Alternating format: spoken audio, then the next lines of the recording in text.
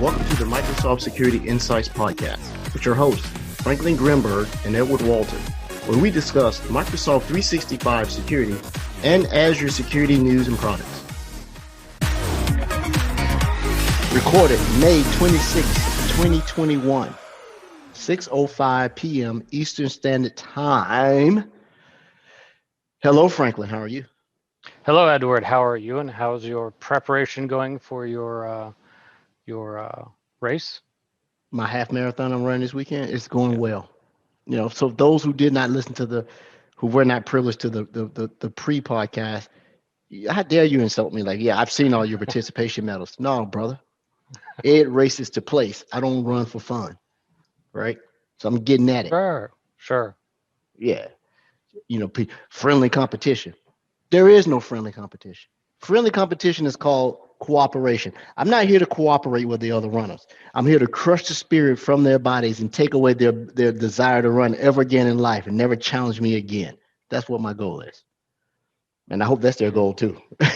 So I don't come back. But this is my first race of the year, fully vaccinated. You're starting to see, for those who don't know, I'm a big marathoner. And this is an opportunity to get back out, see some of the folks I haven't seen in a while. So I'm going to run the Great American Half Marathon. I don't mind putting it out there. I'm not a person that talks ish and then hide it where you can't go validate, right? So I can only go out there and do as best I can. But my goal is to win my age group in that division. So I'm looking forward to it. I'm going to drive up, race on Saturday morning to Memphis, and then drive back home. And then guess what I do? I go on vacation. Or as my European colleagues would say, I go on holiday. I think you should spend that vacation time studying for all the certs that you lost. Well, thanks to you, brother. So for those who know, I went and took the SC200. Rod Trent and everybody else that's been on the podcast have passed and posted their stuff bragging. I say, oh my God, did I fail this exam? So I went to it and they have no record that I took the exam. A little backstory is I showed up late. They didn't want to let me take the exam. I tried to explain to the testing coordinator, hey, I sat in the lobby for this amount of time. This is why I'm late. She didn't want to hear that. Well, there's a lot of paperwork for us to let you take it out to the start time. I'm like, no big deal. Please. I did it. Didn't get the results, but I did get an odd email 2 weeks or so before you and Rod and someone else had got your results saying, congratulations, you Pat, and then nothing. It was blank. I was like, oh, okay, odd. No big deal. Didn't see it. So I logged in. Microsoft transcript, MCP, nothing there. Go to view. No record of me taking the exam. So at the advice of Franklin Grimberg, put a support ticket in and play it forward so nobody else has to have the same thing happen to them. Okay. So evidently I pissed off the certification guard, have wiped out my entire Microsoft certification history. Gone. Nothing. Profile, nothing. You've never taken an exam, sir. Are you sure you should be even working in IT right now? I say, what? So I've been battling this. I don't know. And then the crazy part about it, ticket came back. We're working on it. Supply this evidence. Supply what you paid for it. Okay, here's the receipt. You don't get the email. Thanks for registering. So still no profile, but I did get an email saying, hey, your Microsoft 365 security expert is up for renewal in like September. Would you like to do it now? And then the other one for Azure came up and something else. So say something must be getting fixed in the background. But when I log, there's nothing there. I'm like, I don't have time for this. So I'll get back to it. And you're going to be on vacation for the next 2 weeks. And so we have to have 2 guest hosts replace you, just not one. And Rod Trent is going to be finding the guests for the next 2 weeks. So I have a feeling that he's going to have big shoes to fill because of your guest tonight. Well, I'm going to tell you about our guest tonight. So Ingrid is a rock star. She's an expert in security and compliance, and that's beyond just a Microsoft product. This is vendor agnostic. Her consultative skill about being able to come in and help people understand their security mission, initiative, posture, program from an S&C, which is hard. we have not had many SNC. When I say SNC to our listeners, security and compliance, and security and compliance are different things, right? We have not had many. It is really broad because it's a lot of process. It's a lot of understanding regulation, compliance, how to interact with what people are doing, and is what you're doing compliant, either internal controls or external controls. I sort of dabbed in it when I was an Azure information protection type of person, and I really sort of have lost my security chops in that arena because I've come in more into threat analysis, threat detection, prevention, and things along that line, hence Sentinel and some of these other stuff. Then I realized I'm glad I did because that's hard. It's hard. And especially when you work with entities like that, you cannot blow smoke. You cannot BS them. You will be found out, right? So Ingrid coming, well, she's on another team. You would get a breadth and depth of her experience. Unfortunately, we can't do her justice in the hour or the 45 minutes that we have, but we definitely would get to it. But before we turn it over to her to introduce herself, what she does, what her passion is, what cool things she's either going to talk about, teach us, or either ask us, what did you do interesting this week, Frank? I've actually been writing exam questions, so for different exams, I've decided that I'm only going to take exams that I'm going to teach, because I find that if I take an exam and I've seen the questions, I'm getting to the point where I'm worried that I'm like replicating a question, that sort of thing. So yeah, I've just been writing exam questions this week. Just going to focus. So like I said, after this week, I've just decided no exams for me unless I want to take the test, and so I don't feel like I'm duplicating questions. And wrote 2 really cool questions today that I think that people that work with the product and know the product will like. The editors are going to hate them, but I think they're very good questions if you work with a product. It's not something like way out in the corner, but if you work with a product, know how the product thinks and works, then it's going to be an easy question for you. How are you doing with the cicadas? Are you having a cicada cooking party up there in Virginia/DC? I've been eating well. I talked to a friend of mine, like they're all over climbing on the trees, jumping on her when she goes outside.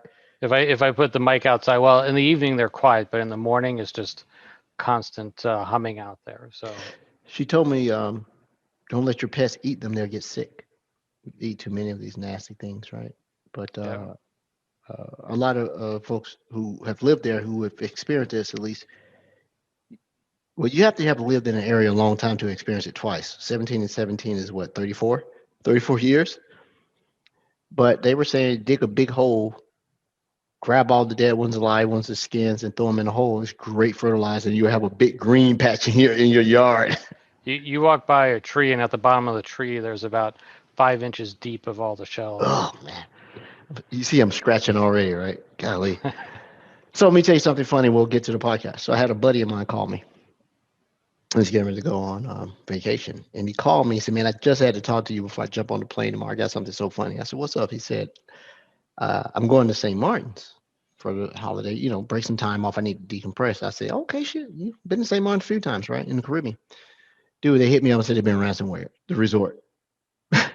So manual check-ins and all type of stuff, but assure them we have strong backups. So let me tell you something. If the way you described your backups are strong, you don't have any, right? And they're going to be checking you in manual with you write something on the ticket, and then they pull the yellow copy off and give you yours, and this is what you're going to be doing with your credit card. So can I have your credit card? Thank you. They're gonna do the swipe for those who can't see me. They're gonna swipe it with the little carbon thing. Machines. I think I still got one of those somewhere. I don't know why I have it, but I have one, right? So he said, man, and he's a security type of dude, and I said, dude, it's time for you to go down there and hawk your wares, tell them that you can help them, recover. But he did say something interesting, and I'll hurry through this so we can get to Ingrid, right? I know her time is valuable. I said that that is a systemic issue in the Caribbean where bandwidth is the limitation for a lot of them adopting technology. But there's this Skylink, Sky Connect, Sky something that Elon Musk is talking about. And a couple of the podcasts I listened to said it's actually not bad signing up for it. The bandwidth is going to be nothing like you get from either broadband or commercial. But if you're in a rural area, place that has limited, something that gives you some semblance of SLA, continuous bandwidth, even if it's only, you know, 25 meg, but 25 meg continuously down, and even 4 or 5 up to a place who can't get much better than ISDN. Here I'm gonna date myself. DSL, you got to go with that because they've tried everything in these islands. I've helped some friends of mine in St. Thomas and Tobago, Trinidad. They've tried everything from bundling hotspots to try to use cellular and all. It is this country, the one that you and I live in, have too many people who have individual wealth that can overcome regulatory pitfalls. They cannot take it upon themselves to own the market by dropping some type of fiber or some type of, even if you got to bounce it off islands and create a mesh of dependency between the islands where you think about it, just think big. If you can't run fiber to everything, but if you can create some type of redundancy between the islands that if a hurricane comes through, one island can pick up the bandwidth and be able to route between others. I know I'm oversimplifying it, but goddamn, how long have we been doing this? Right? How about we make everybody better?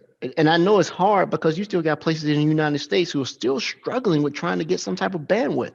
We got to fix this. This is just nothing more than technology access equity beyond all the other political stuff. How about we get everybody on the same page, and you can reduce a lot of security issues, but just getting everybody's security chops up a little bit, right? So it is an opportunity that is there. There's no doubt the opportunity and the business drivers are there, but you got to have money, right? And you and I knew. I think you and I were talking. I remember a Puerto Rico thing that was coming up. We decided we couldn't help because we just out of our league.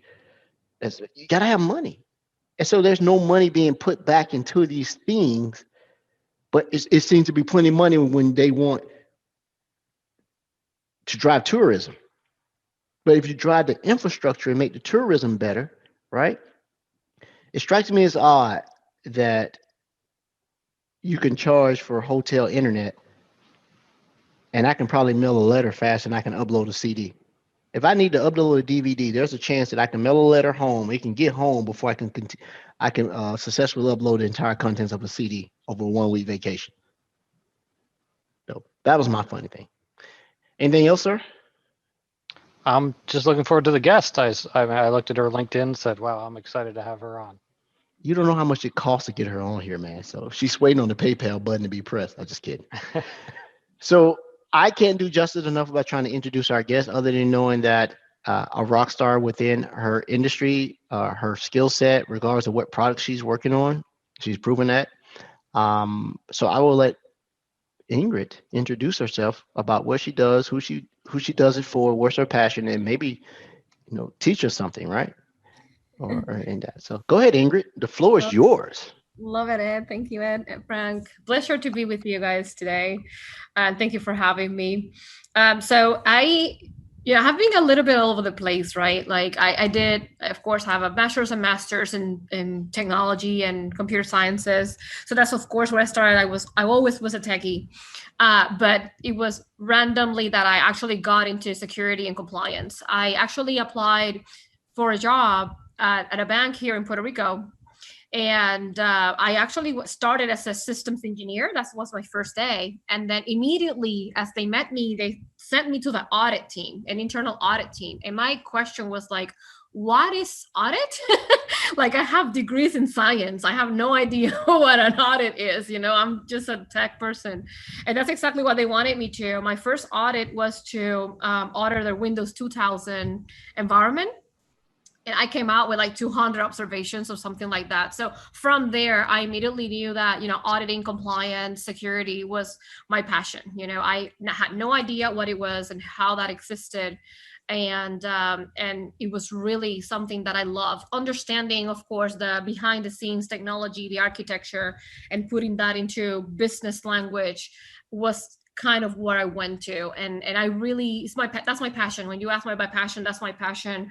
Not only from a compliance perspective, compliance is one of the areas that, of course, I have so much experience with, but more so into how we are mitigating risk, and that includes the security risk that you all work with, and also from a compliance risk perspective. And we can add so much from an enterprise risk management mindset on how we are mitigating risk. And that's, I think, how I add some value to the industries and to our customers. Now working for Microsoft after 16 years practicing compliance management in various global organizations, now is the first time that I work for a solutions company because of the vision that Microsoft has into, moving forward, again, the industry of, managing risk.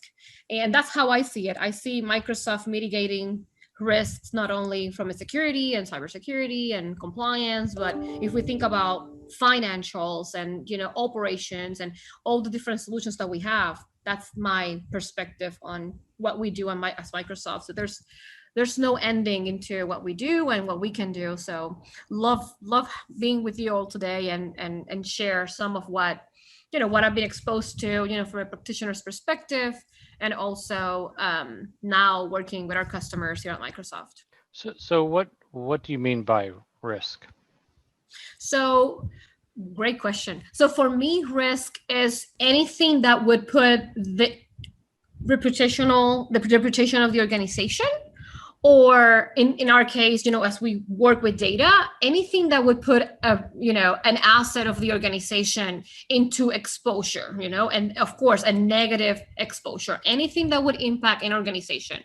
And again, that could be from a technology perspective, our technology risk, security, compliance, but also thinking more from a business perspective, anything, credit risk, reputational risk. I love to talk with our customers about reputation, because usually now everything that we do may affect the reputation of the organization, and it's visibly exposed and quickly exposed, as it may affect regulations. I mean, it's just a shame that we followed through, but anything that would negatively impact the organization, in our case, focused on technology, security, and compliance, but more so driven by the business and what would be the impact to our areas into the business. So one of the things, and because of the way Microsoft sells stuff, it's decades old company. People still associate it with the licensing and product and everything. So when you look at providing and advising customers around risk compliance, how does that translate into something that they consume? A product, a license, a platform? Is there a particular platform, product, license, technology that allows you to leverage your consultative skills and advisory skills against what they have either purchased or been enabled to? Because they're going to look at it and say, yeah, that's compliant, but what do you mean? What compliance tools does Microsoft have that I can either purchase, use, or some of them are free? Mm-hmm. Can you give us a little bit of idea of what workloads you support, both directly and then sometimes indirectly, because nobody really works on what they work on exclusively. You bleed out either side. Can you sort of tell us that?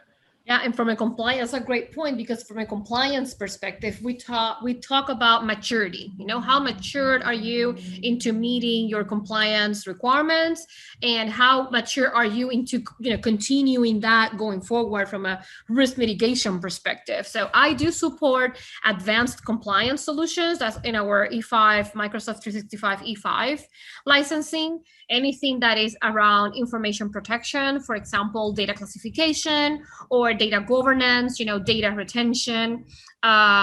It's within information protection and governance, the same as our CASB solution, which is MCAS, and DLP. So that's, from an information protection perspective, that's one of the areas that I help to cover, and I help our customers to kind of adapt and put strategies in place within their organization so they can use our solutions to support those processes. So in our case, it's not something that you just go there, turn on, and move on. In our case, it's usually a process that is already within an organization, and then our solutions are part of that process to help either to report compliance or to mitigate or meet with a requirement that is already part of a regulation, or somehow, for example, an advanced e-discovery where there's a litigation in place and the legal team needs to gather data, and we have our solutions that support that process as well. An area that I really love and I'm very passionate about, because it's very, new to, the conversation. And I like to talk about the modern risk, right? Like when we talk about data classification and automating that processes, to me, that's kind of old. That's kind of something that is structured, is already there. We have solutions for that. Yes, great. But to mitigate the modern risks, everything's moving so fast. Data that we capture, audit logs, how do we, make sure that our administrators are, accessing the right information at the right time, so we have a solution called insider risk management, and that really opens the doors to the modern risk, like how quickly are we going to identify when one of our users or an employees is misusing data, or like how proactive can we be into identifying those individuals or any service that is within the organization that may be accidentally leaking data. How quickly are we to recover from that, like proactively, identifying that and recover that. And I think that's where we need to focus, as practitioners going forward. Yeah, information protection is great. Data classification is there. We can automate it with our solutions, and that we can do so much. But again, thinking about the future and how fast, the technology is moving, and the access to the data from anywhere, it's adding an additional layer of risk that it's very complex to, identify and mitigate when you don't have the right solution. So how do we help our customers and us internally as well into proactively identify who may be exposing the organization? And again, I love to talk about the reputational risk, because we all know the implications on, having, for example, a data breach. How would that, implicate the reputation of the organization? At the same time, the fines and the penalties that come from a regulatory perspective. So, it's not only we lost, the trust from our customers, but how do we maintain the reputation of the organization so that is sustainable enough? And we do need those solutions that help us think in advance, and that's what I really like to work on in our, in our compliance stack. You very good overview about making people understand it's not overly daunting. It's just understanding what the mission is to be able to bring it down and get yourself, tactical things to do as well as strategic. But I heard you mention something, and I thought about this. You said, MCAS, it sounds like that's one of your favorite products, right? As far as security and compliance, is MCAS a big piece of how you can go about establishing a little bit of a baseline of what users are doing versus the digital assets they're touching? What are some of the tools that, if you got a touchdown day one, you ask the customer, what do you currently have deployed from a Microsoft perspective that can help you get started? Right. So what I really like about that, when we start a compliance program, right, or an enterprise risk mitigation strategy, we start with data and scoping data, right? We need to identify what's our scope, what type of data do we have. We classify that information. And then what I really love about our solutions, from an advanced perspective, is that now we can reach out to those data repositories outside the organization. So now, yes, we are classifying the information. We know what's sensitive, but we can reach out to the data outside, classify it as well, and protect it. And that is something that MCAS, help us do, automatically, where we say, hey, I have this confidential information. It has to be encrypted. I don't want to share it with external. You block, through DLP, and you block it through MCAS, and, you have that control of information and you actually can manage the data that way, so that you can prove to the regulators and the external auditors that you really have control of data and that you're really managing data.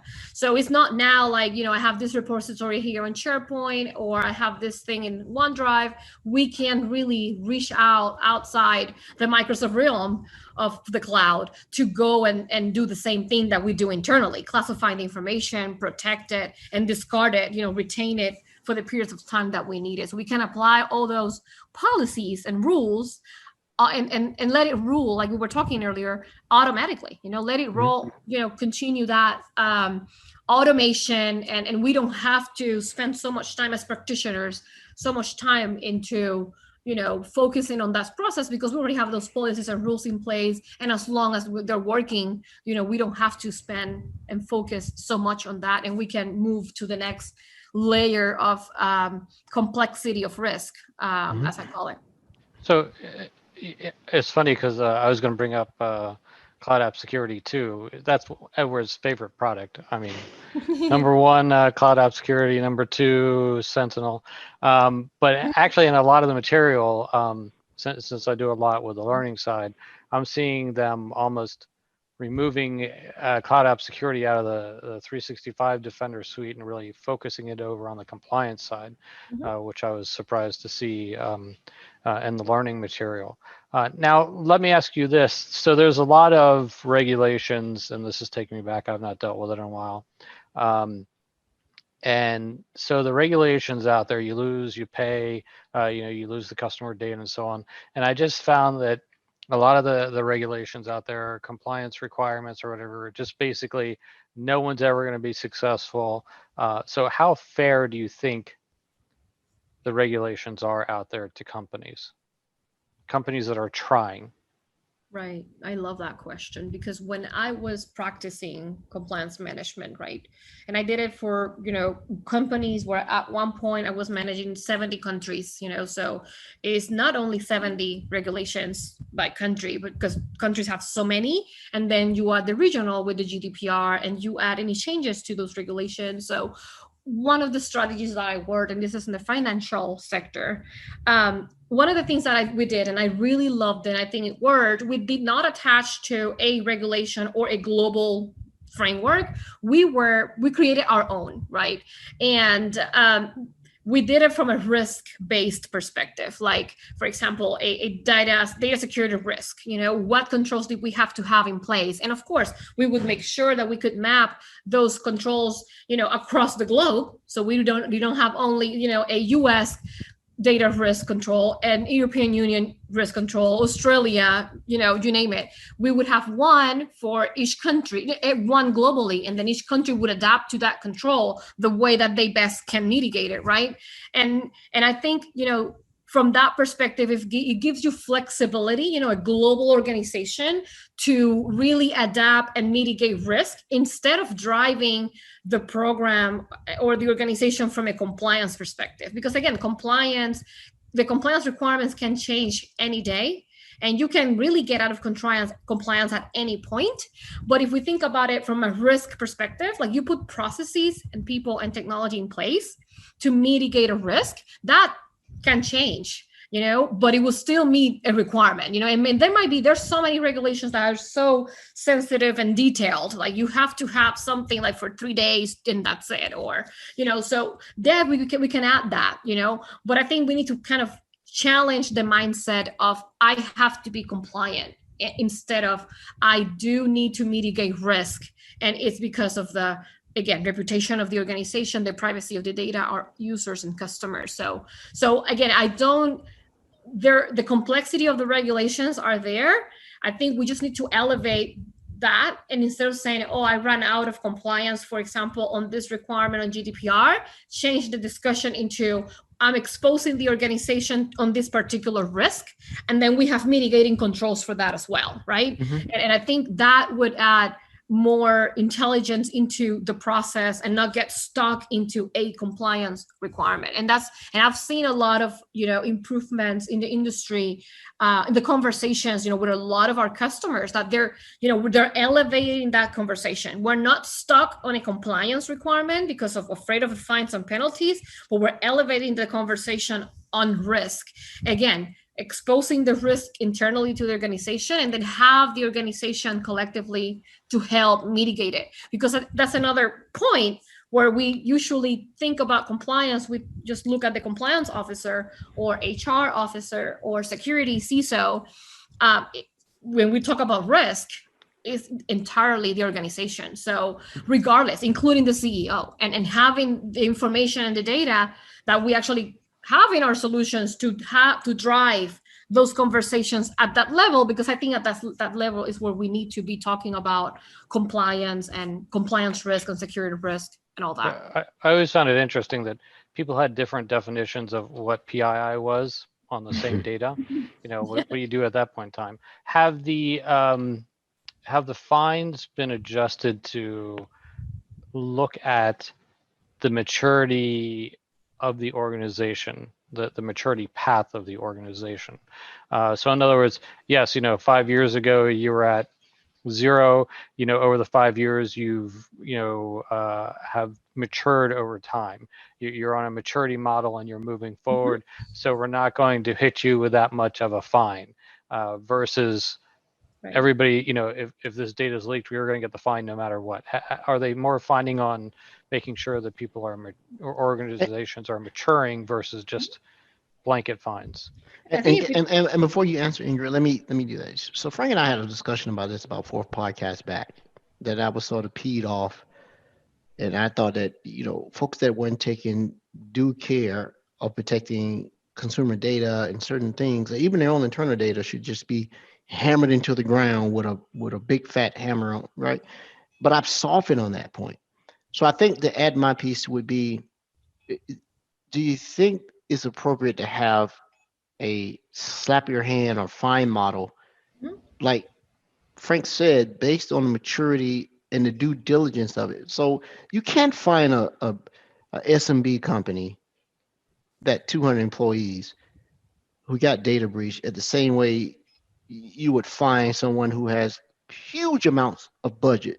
Our agencies as a government and some of these larger places. So we need to have a scale of coming in and be able to do that, because I agree with you, Frank.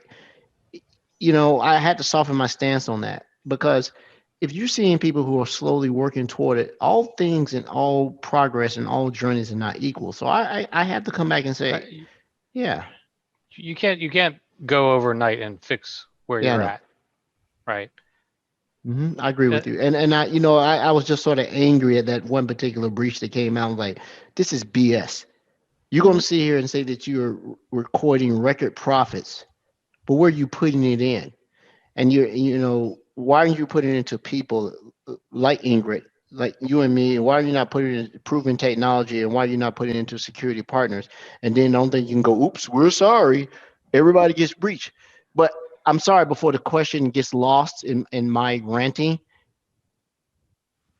please give your perspective on that, Ingrid. That is very interesting. The same way that I worked for very large organizations, I also worked for a very small one. I mean, it was still a global organization, but from a technology standpoint, it was not as big. And my perspective is, if, again, think it from a business risk perspective, if we are taking the risk of managing sensitive information, and you mentioned PII, whatever that means for the organization, right?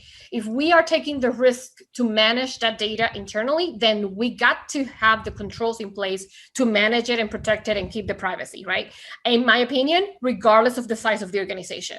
If you are small, that you don't have the budget to manage it, then you would have to outsource it and put it in a place that is secured. That is my perspective on that. The reason for it is, your social security number, as mine, could be anywhere at this point.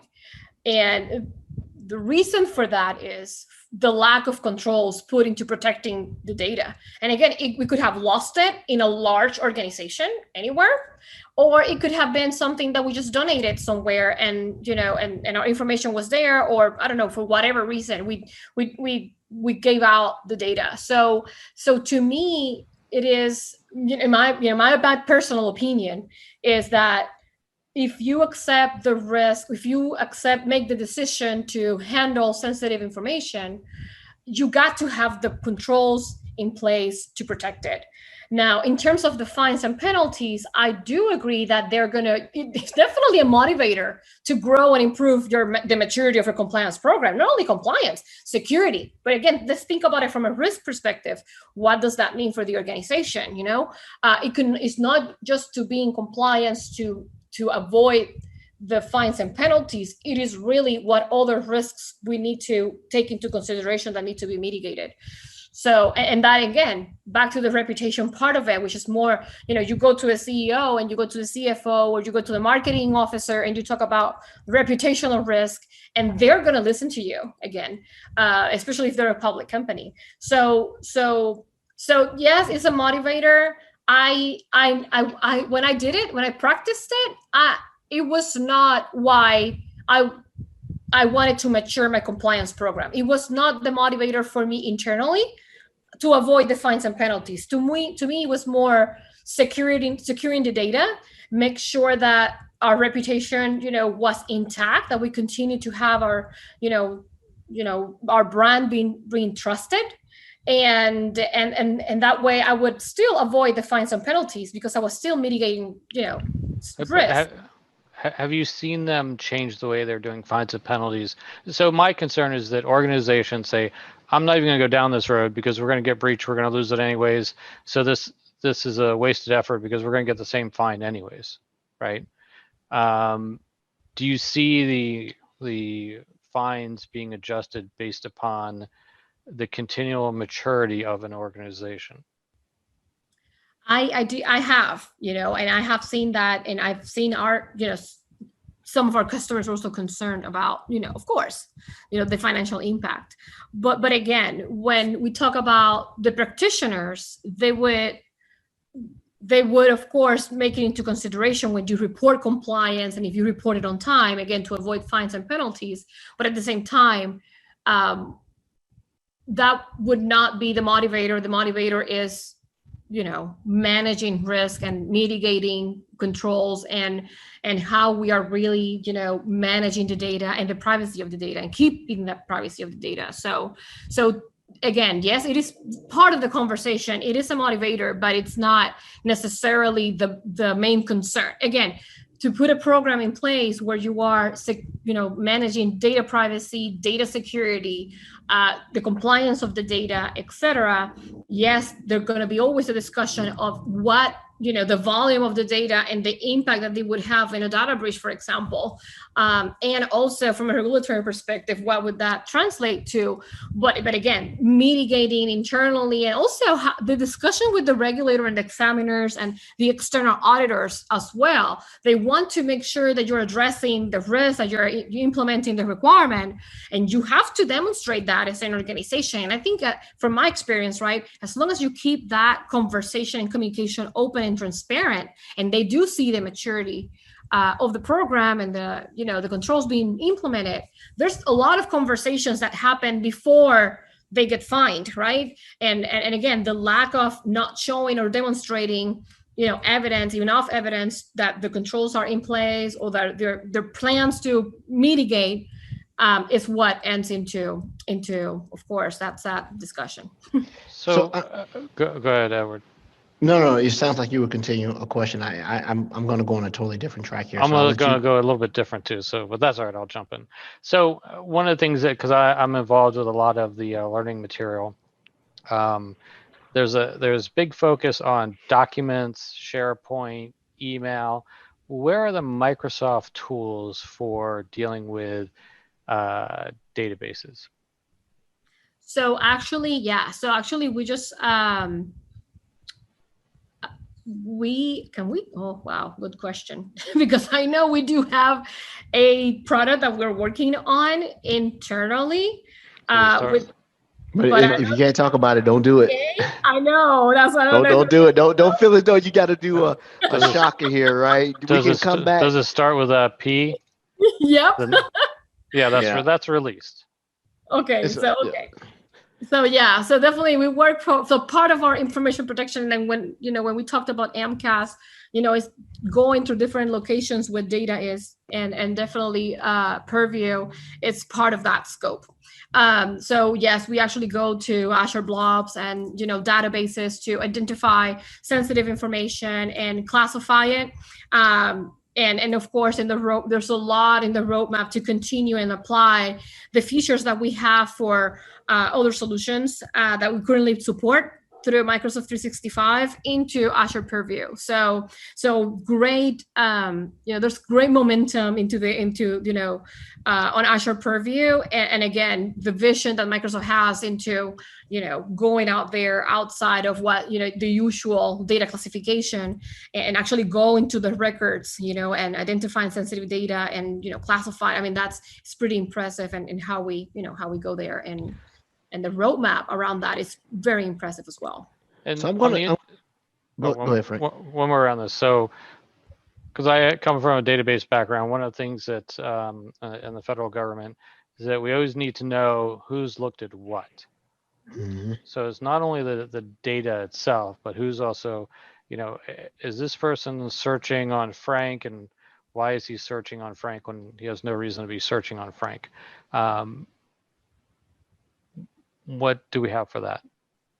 So we have the advanced audit capabilities now through our Discover and Respond process, where we actually would have a lot of, actually all of the audit logs that, we in my previous life would love to look at and, review, et cetera. And now, of course, by regulation, it has to be retained. So advanced audit would provide with, that information, as well as, we extended the retention periods as well. I think you used to have a 90-day retention period for audit logs, and now it's over a year if you do it through advanced audit NE5 licensing. So great for, alerting and reporting, and of course, maintaining the evidence from a regulatory perspective, but also, and very important to, from an incident response perspective, to capture additional information on, like you said, different activities from an administrative perspective, critical as well. So great solution to take a look at if your listeners have not seen it. Because it's very impressive, and it can be used in various ways and implemented in various ways through the processes in an organization. So Frank and I were asking similar questions. So my biggest thing is, like, any event and what is happening right now with these web shell attacks, supply chain attacks, insider risk, both deliberate and indeliberate and negligent, and just lack of awareness. I'm hearing two hot things right now. Tell me a little bit about, well, actually, I got three questions. The last one I'm going to hold till we get ready to close out. But one I want to ask is, I've had customers say, this is so much.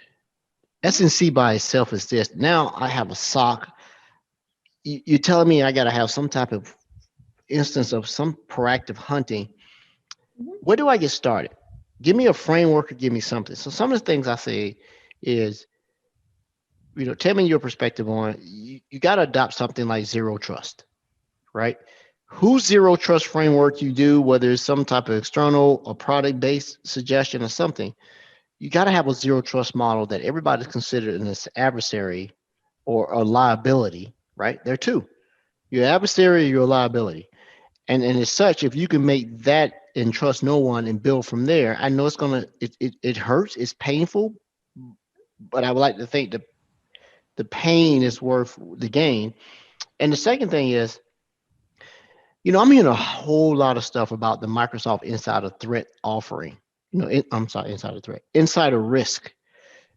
First question is, if you had to adopt a framework to get someone to get started, or some type of initiative or something, whether it be something like NIST or Zero Trust or something, in addition to whatever regulatory that their industry says they have to do, you don't have to go in depth to say, hey, this is what I would start. Number two is, tell me something about this insider risk thing. That seems to be taking a lot of traction among consumers of Microsoft technology. And my third question, I'll say toward the end, because it's more of a personal question. So just can you give me a little bit on, what frameworks, what initiative, what can get you started? And then tell me a little bit about this insider risk thing, because I'm seeing people pinging me on it, and then I'm sending them to you, because I say, I don't know. But I do know somebody that does know.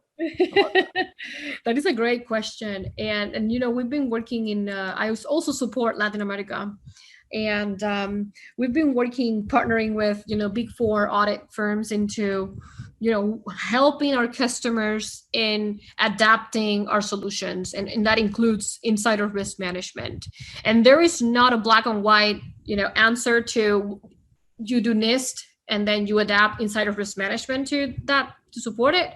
I think we go back to, the data management and the posture of the organization addressing security risk on that. And a lot of our customers, they're so ready to advance in their insider threat, right? And identifying and really have a process in place. We have sophisticated customers that have very complex processes in place to protect their data and also identify insider threat. Now, when they took at insider risk management, they're like, whoa, you're giving me a perspective of, predicting how my customers are behaving based on the insight that we're getting from a data classification perspective, from alerting that we get from DLP, and we start to build that profile of a user, and learning. It's a machine learning experience where they're really learning what's the common behavior for a user, and then any anomalies to that, they would be intrigued. So that the big questions that we get is like, oh, am I going to immediately get an alert on someone, like let's say Ingrid is misbehaving with the data, and I'm immediately going to be alerted? The answer is no. The tool actually takes the time to learn what is a normal common behavior for the user, and of course matching that with rules and policies that we have in place. For example, DLP, abusive language, abusive behavior, and so much other analytics that we put into insider risk management. It starts to build that profile and identifying those risky behaviors, right? And anything that meets a certain threshold, of course, get alerted, and then we get a case open that we actually go into deep investigations that could end into a formal case that we send to the legal team. So insider risk management right now is opening the the automation, again, predicting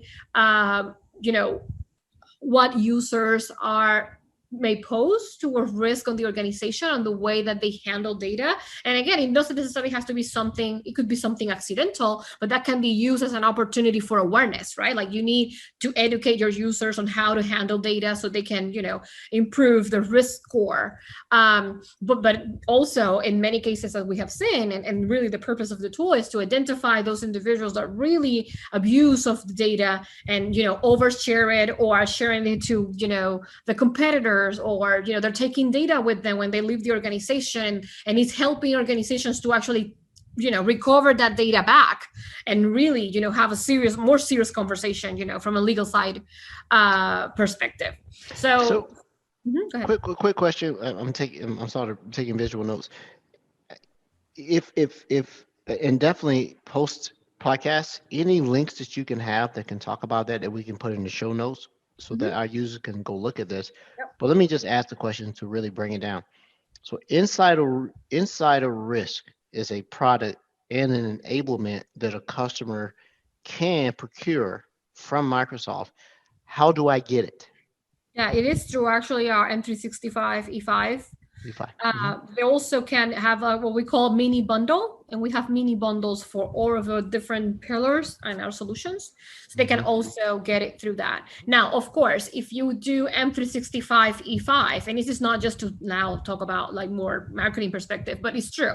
If you take the whole bundle, M365 E5, and you do have your data classification in place, and you use information protection and governance for that, you would get a lot more insight into insider risk management than get it alone in a mini bundle. Still effective, but of course, using it all together cohesively with our compliance solutions will give our customers better insight. And so, great answers to everything. How to get started, what you can use to get you started, like what tools, and a lot of customers have this, right? They don't know.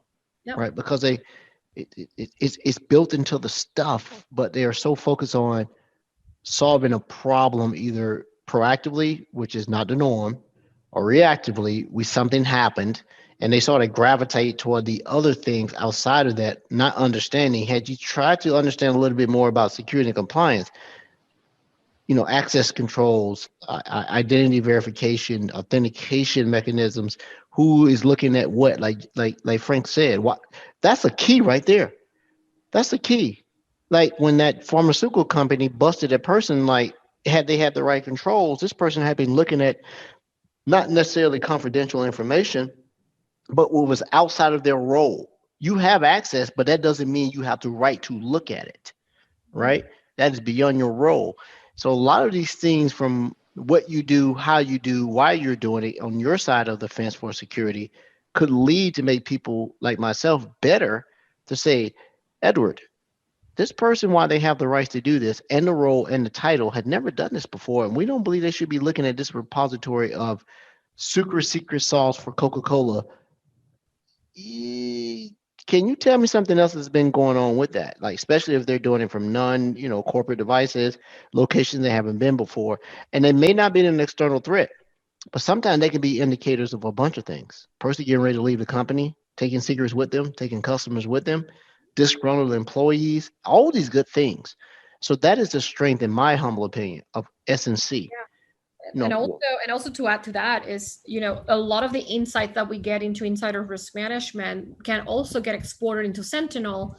And then you can combine, for example, other situations that have happened with certain individuals in the organization that may really want you to take a deeper look at in our case, how they're, managing the data and behaving the data, or, other situations that may happen with that individual from that perspective. So definitely great point of view. I see it's one of our newest solutions, really, that really has grown so fast in such short amount of time, and again, from a risk management perspective, has significant impact into an organization because of all the insight that we get, from a practitioner's perspective, that usually would take us so long to put all this information and insight in place, that at the end of our investigation, we run out of time. The individuals run out of the organization, they left the organization with data, or they exposed data to competitors, but we were too late to really investigate it. So again, the being so proactive, and again, the insights that we get from all the different other solutions into insider risk management really elevates how we are managing insider threat in our organization. Mm-hmm. Yeah. So and agreed. And go ahead, Frank. We have two questions in chat when you're ready. Go ahead, Frank. What are they saying in chat? I don't see it. I'm struggling with my video right now. Yeah, I see that. All right, so we have a real question and a Rod Trent question. Which one would you like first, Ingrid? Either. Go ahead. All right, we'll start with the Rod Trent question. Pop-Tarts, toasted, microwaved, or raw? Toasted for sure. Toasted for sure. Okay. All right. So now the real question is, the question is more around, like, this is a person coming from the security side, so they're used to Secure Score and other reporting like that, or compliance reports that you can provide to improve your compliance posture, I guess, from that standpoint. So what does the product provide for that? So we actually have another of our solutions within our compliance stack that is called a Compliance Manager. It is used to track compliance overall and also individually. And with that, what I say, someone like me that I used to manage over 70 countries, and we would have to manage a global compliance program. How I would track that? Well, I did it manually because of what we had at hand. But now with Compliance Manager, we actually can track compliance individually by country, by regulation, by assessment. And we would have like a compliance, score for that perspective. But, thinking more from an executive level and from a business side, if we wanted to report a global compliance for the organization, we also have that global compliance score as well, where we can track, everything that has been in place, mitigated, also outstanding requirements that, are pending to be implemented.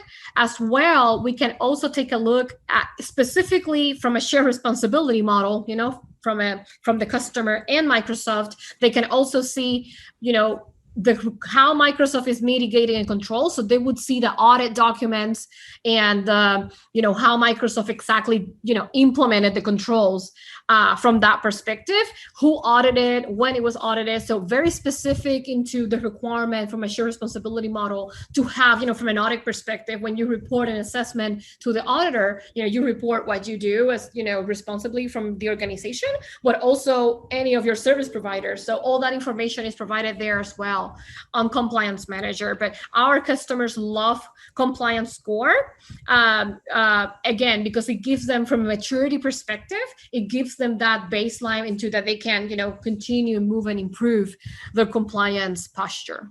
So to go full circle, does it show history over time, the progression of the maturity, or is it just where we're at today? Correct. So actually they have the option to, track an assessment within Compliance Manager, and then, they keep that information over time. Great thing that they're working on is to automate some of the documentation for the requirements. For example, we take controls from Office 365, and, if they need with the regulatory requirements, that would automatically be populated in Compliance Manager. So then the auditor don't have to really spend so much time, gathering evidence and all that, because they already have the control information there. The same with some of Azure controls as well. Like, for example, multi-factor authentication is that something that is enabled and in place.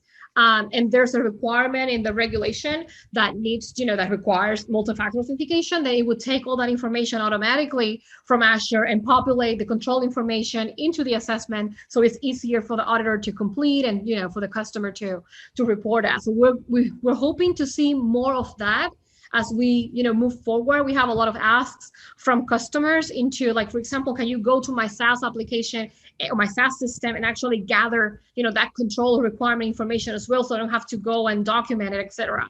So getting a lot of that from our customers, and really the value into Compliance Manager. So we're not stuck, as from an auditing perspective, we're not stuck to spreadsheets. Now we're evolving, and to really have all that automated. So from an auditing perspective, again, we can focus on those items that are critical, to the organization, and anything that we can get from the systems, automatically. We would probably audit the design of the control rather than having to go and do sampling and, all that, which to me is kind of something that we need to, evolve. So from that perspective, we're really seeing a lot of our customers getting, the benefit of Compliance Manager, saving them time into the documentation, understanding how Microsoft, implemented the controls, and of course tracking their assessments and the, and tracking the regulatory posture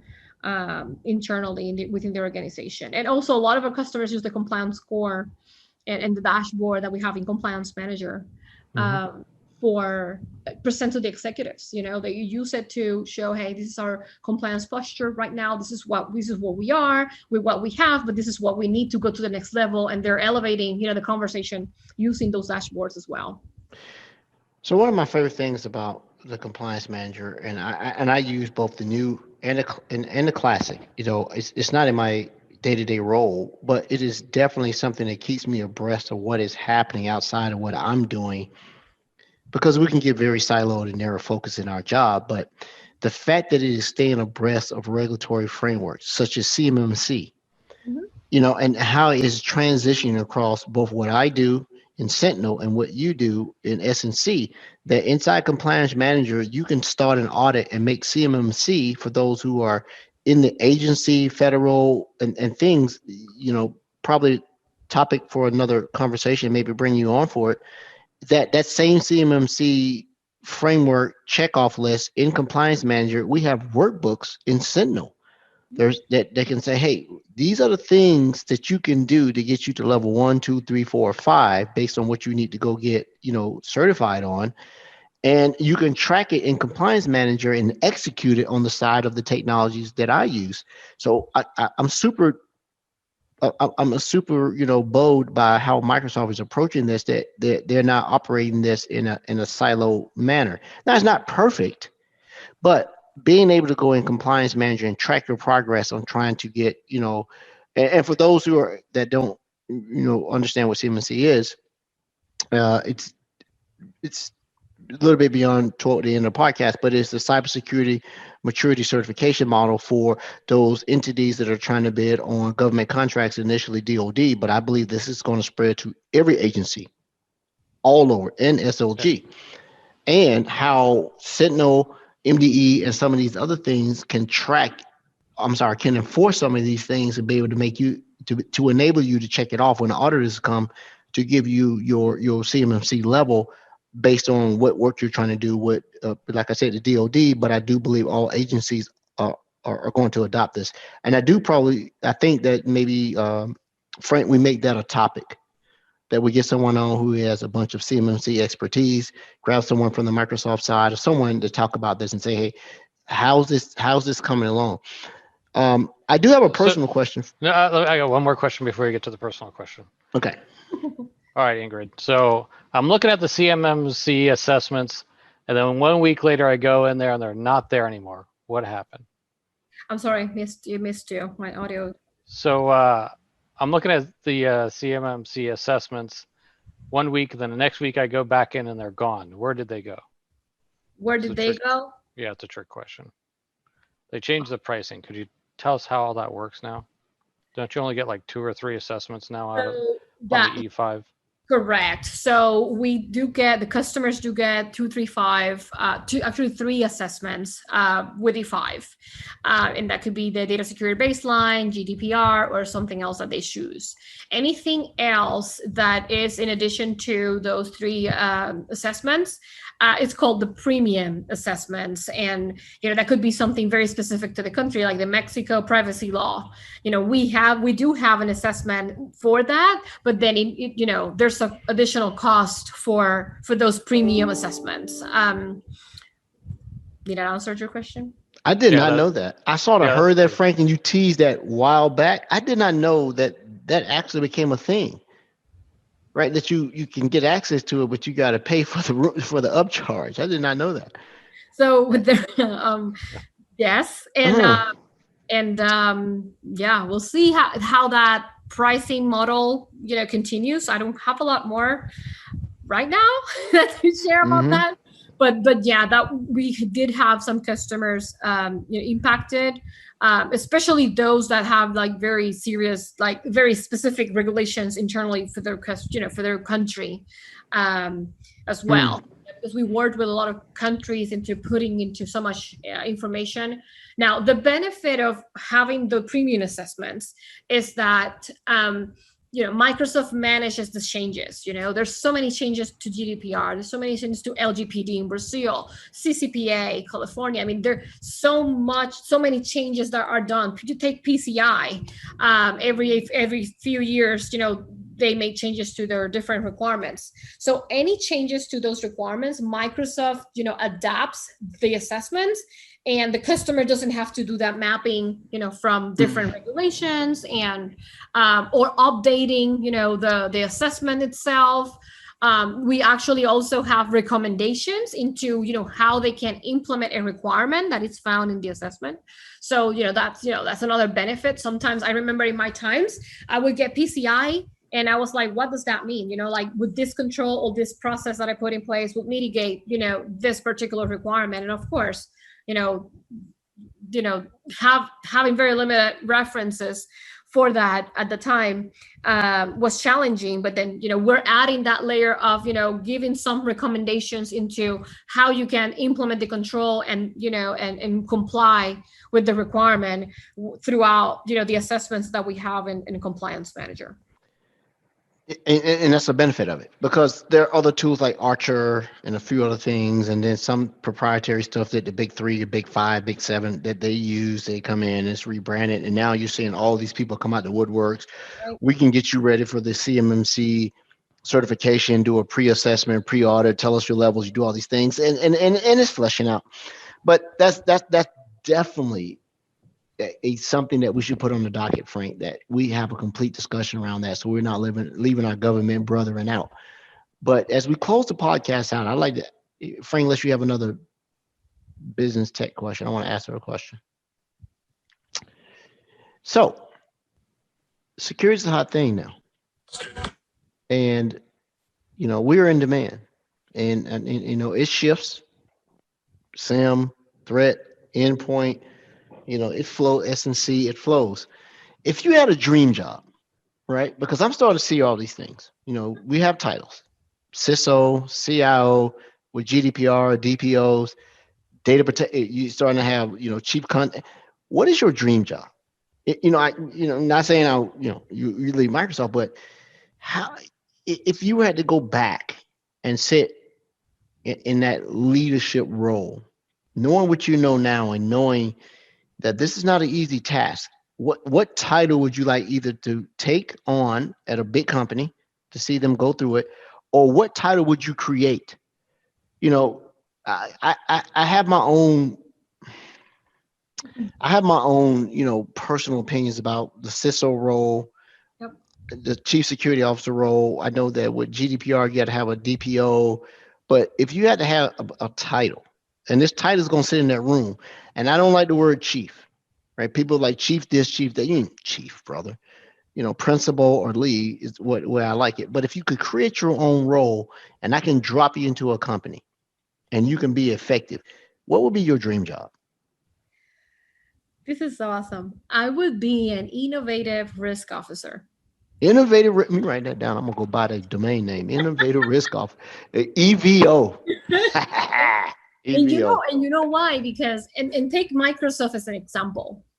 We build anything, right? Like we can do anything. Like I remember, and I'm not gonna just tell you my age, right? But I remember being little, thinking about and learning, about technology, and I'm like, well, that means that we can do anything. But again, I was a little girl, not really, thinking through it. Now that I joined Microsoft, we really can do anything. And there's endless opportunities, period. Not only in technology, security, and compliance and what we do, but think outside of what we do. I mean, we can do anything to improve health, to improve public safety. I mean, you name it. There's an initiative, we can do something, an app, or I don't know, a process or something to make it happen. So the way that why I came out with that title is Microsoft is a risk mitigator for anything, because we can actually make things happen. So if there's a significant risk, or any risk from that matter, there's something that we can do as, not only with our positions, but there's definitely opportunities for us to be involved and help mitigate a risk, regardless of what it is. And I think that's the next level. I remember the times where the CIOs were the big boom, and then the CISOs the big boom. And I also have my reservations on the titles. I feel that the next layer needs to be risk, because again, we have to make sure that we're not siloing everything. Mm-hmm. Risk impacts the organization as a whole from a business perspective, and anything that happens, regardless of what it is going to impact that. So again, I think that, and that's actually a challenge, because we're so used to still work in silos, mm-hmm.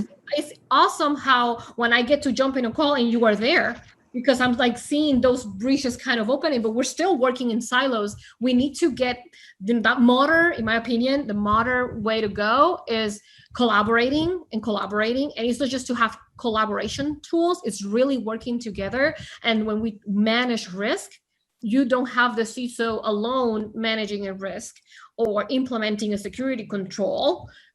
It depends. If it's technical, yes, but there's so many processes in place, so many people that needs to be involved, that when there's for example, a data breach, and I see, a CISO walking out, and again, my opinion, I honestly think that's unfair, because when something, depends on what it is at the end of the day, but when we talk about business and the risk and the organization and putting the organization at risk, there's so many discussions that happen, before we get to that level, that in my opinion, if we expose and are more transparent in our risk posture, then we are really having a smart conversation in the organization about how we can innovate, how we can secure, how we can manage risk, how are we going to talk with others about this. And again, it's open, not siloed.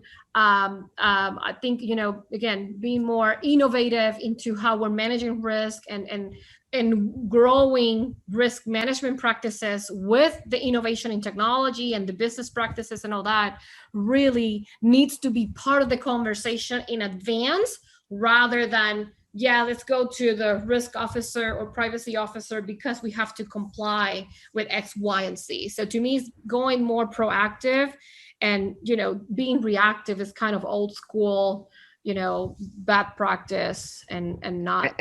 And I'm there with you, Ingrid. You and I on the same page. I knew that's the reason we get along so well. Let me tell you something. You walk the CISO out, walk the CIO out with them. Yep. Mm-hmm. Walk them out with them. Because I do not believe that the CISO should ever report to the CIO, because the CIO has a total different set of agendas and prerogatives and ambitions and objectives and priorities than the CISO. You make them equal, and you make sure that the CISO is not begging the CIO for budget. I don't even like the title CISO anymore. It should be Chief Security Officer. Why put in the moniker information, right? That everything is not information. Infrastructure is not necessarily information, right? I'm not breaching your information to get to your infrastructure. I may be breaching your infrastructure to get to your information. So I believe a chief security officer should sit in that boardroom alongside and equal to the CIO. And my job is to make sure that what we do and what we use is secure. And then the information officer is saying, okay, whatever you do cannot disrupt the data that we need to run the line of business. But these old line of thinking, and this is a totally different topic. I think we need to do this too, Frank. We need to talk about security titles. Because if you got a CISO, if he's fired and you haven't fired that CIO, then you're wrong. You got to get them both out of there, or you got to give them equal. And so that has been a pain point stuck in my craw forever about how this goes. It's also that the way that the degradation and the diminishing of the title CTO, because sometimes these technologies and forward thinking, you don't have anybody who can think big other than what is good for the business, rather than, hey, I think that this is something we should consider because it's not us now, but let me think about it. And now you run that to the CIO, and now you run that to the chief security officer. I believe that the CISO role should be deprecated and eliminated unless it's equal to the CIO. And you should just get rid of the I. This is just my opinion, and go with chief security officer. And that chief security officer is a peer to that CIO and said, okay, I know what you got to do, man, or her, or girl, or whatever, but I got to make sure you're secure. That way, if something goes down, now if you fire the security officer, the CIO is sort of like, hey, man, we told you what we're doing for a line of business. You didn't secure our line of business. And then I believe it's justified when budget, people, authority, and voice is given, then you can do that. But when you got someone who is subservient to that, and here's a crazy part, sometimes you got the CIOs reporting to the CFO, and we know what the priority is there, right? They're bean counters, right? Yep. I've encountered that this week. The bean counters can ask the question, and it's fair, does it save us money? Does it make us money? Blah, blah, blah. But they're going to protect their interests. And when stuff goes down, they're going to say, well, I gave you budget. Yeah, you did give me budget. I asked you for 20 million. You gave me 5. Well, you shouldn't have accepted it. And I would challenge that even a little bit more.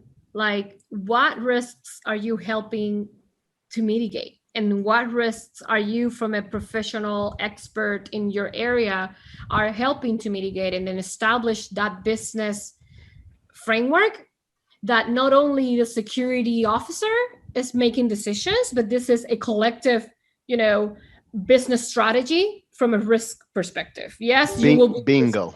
You will be responsible to mitigate, and implement, but again, everything is going to expose a business risk rather than a security risk specific, right? It's going to impact the business. So we have to get into, and again, that's hopefully I'm going to grow that into my career to see that happening where we have those frameworks and organizations that are really, making those decisions together. And it's not only about pointing fingers into what if a data breach happens, who we're going to fire.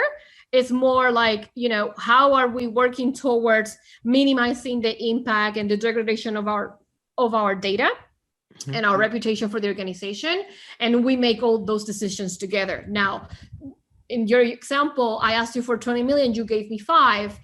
Do you understand, missing those 15 million, what does that mean? And you represent that into a risk. You literally document that from a risk perspective.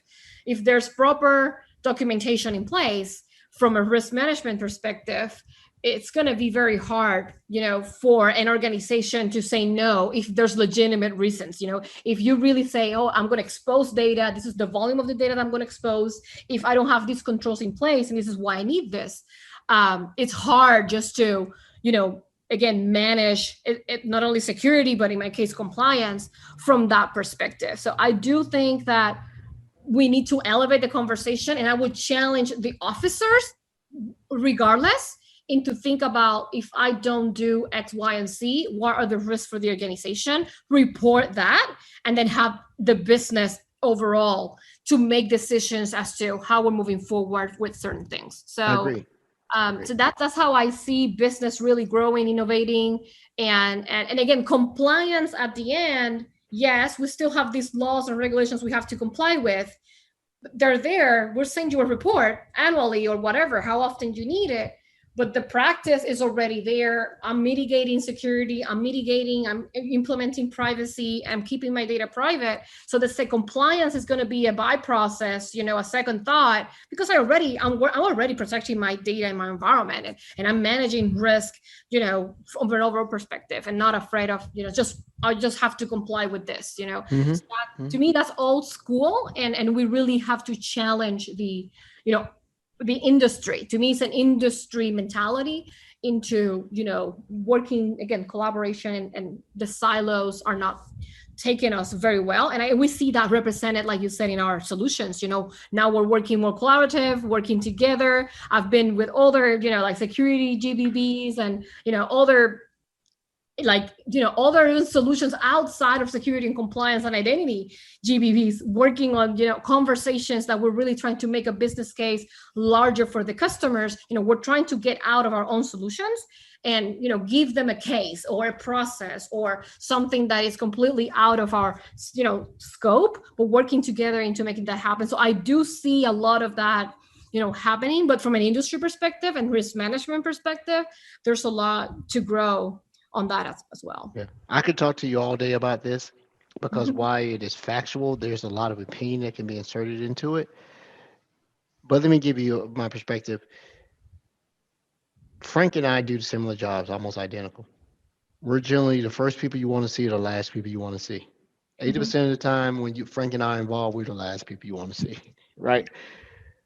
You are, in your skill set, if a person is not security aware and mature, are often the people that come in to fix somebody else's screw ups in process, right? They don't consider access controls, identity validation, and all these things until something has forced them to do it. Now, this is not the be all gospel, right? Someone's always going to say, Ed, you're wrong. What about this company? I'm not trying to say. I'm trying to say that I feel safe, in my opinion, that a majority of the people on or what I'm talking about, they don't do it. And they don't do it because they don't understand it. And when they don't understand it, they think it's hard. But I would ask this question as my last one. Security awareness training. Is it threat prevention, threat detection, or is it security and compliance? Educating your users about security is part of everybody's responsibility. Because I'm having a hard time trying to convince who is responsible for the education of the consumers and the user of the technology within your business, AKA the end user. Should it be part of the security and compliance, or should it be part of the things like threat protection, NDE, and all these tools that are more geared toward things than people? Which side do you believe it should be on? Wow, that's an interesting question. Love it. Whoa. I do.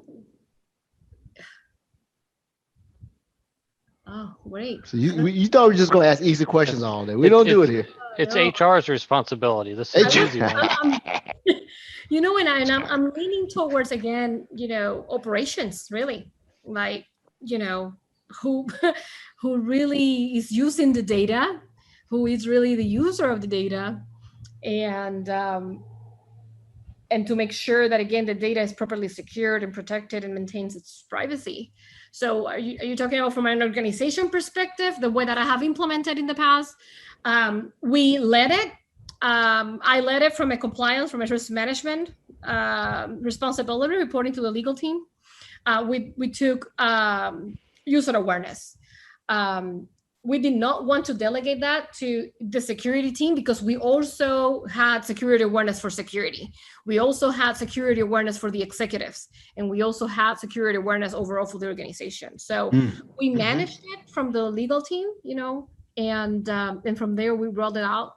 But my leads, my coordinators, and the people that I looked at to make sure and ensure of user awareness responsibility relied to the operations, like who owned the data, the different type of data, the classification of the data, and what their users needed to understand and how to manage that data. I relied the responsibility on them to make sure that their teams were properly trained. So again, depends on how far you take it. I took it more from a business strategy perspective, and we divided it, in those categories. We trained our executives differently. We had our users, and then we have our security administrators. So we also managed, the security awareness, the technical security awareness. So and you covered that too, because you talked about the atypical user. You said executives, but I'm gonna lump, C-suite out of this and direct it. I'm just gonna say high value targets. Right. And the biggest risk you have with guys like me, you, and Frank. Right. Because we are huge liabilities. Oftentimes we have keys to the kingdom. Right. And Ed had a bad day, right? Somebody said, if you stick this USB stick in this for 5 minutes, I'll pay you $500,000. Man, $500,000 divided by 5 minutes, man, that's more than you see. You see where I'm coming from, right? So I get it. But thank you so much. This